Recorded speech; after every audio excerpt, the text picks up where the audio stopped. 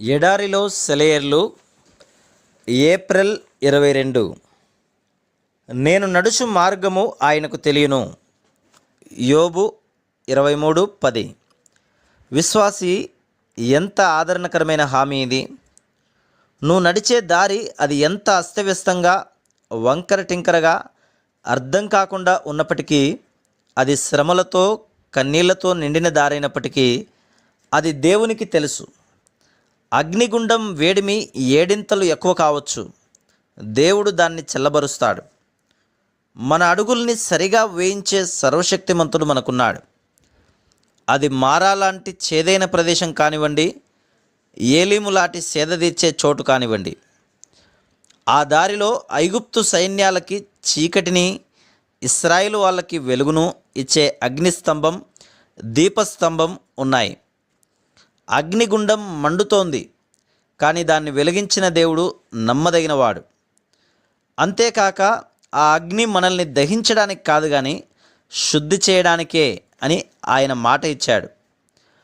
ఆయన నిర్ణయించిన సమయానికి ఆ శుద్ధి కార్యక్రమం పూర్తి అయితే ఆయన తన ప్రజల్ని మేలిమి బంగారంలాగా బయటికి తీస్తాడు. ఆయన చాలా దూరంగా ఉన్నాడనుకునే సమయంలో నిజానికి ఆయన అతి సమీపంగా ఉంటాడు. మిట్ట మధ్యాహ్నపు సూర్యబింబం కంటే ప్రకాశమానమైనదెవరో మీకు తెలుసా? ఉదయకాలపు కిరణాలతో పాటు మనల్ని పలకరించి నిద్రలేపేదెవరో తెలుసా? మితిలేని లాలిత్యం, మృదుత్వం, వాత్సల్యం కురిపిస్తూ మన వెన్నంటి తిరుగుతూ ఉండే ఆ కళ్ళెవరివో మీకు తెలుసా?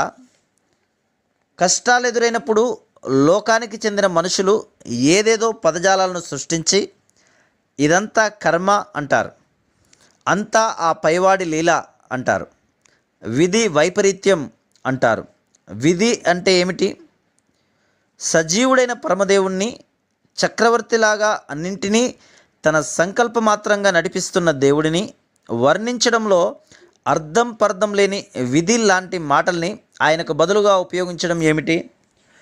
పనులు చేస్తూ తన ఇష్ట ప్రకారం సమస్తాన్ని చక్కబరుస్తున్న వ్యక్తిగతమైన నిజ యెహోవాకి బదులుగా ఏవేవో వేదాంత శబ్దాలు వాడడం ఎందుకు?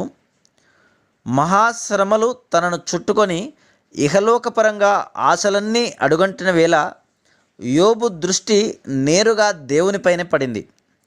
మనుషులెవరూ కాదు, దేవుడే అది తనకు చేశాడని నమ్మాడు.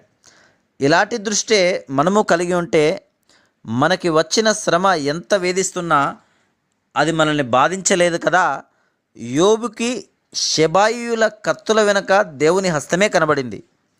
ఆకాశం నుండి పడిన పిడుగు వెనుక, తన కుమారుల ఇంటిని చుట్టుముట్టి నాశనం చేసిన సుడిగాలి వెనుక, సమస్తము పోయి నిశ్శబ్దం తప్ప ఏమీ మిగలని తన జీవితం వెనుక దేవుని హస్తాన్నే చూశాడు. యెహోవా ఇచ్చెను, యెహోవా తీసుకొని పోయెను, యెహోవా నామమునకు స్తుతి కలుగునుగాక. అన్నిటిలోనూ దేవుణ్ణే చూస్తూ ఉన్న యోబులో విశ్వాసం పరిపక్వమైంది.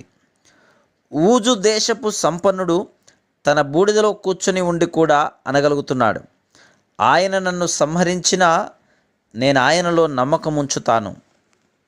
Praise the lord.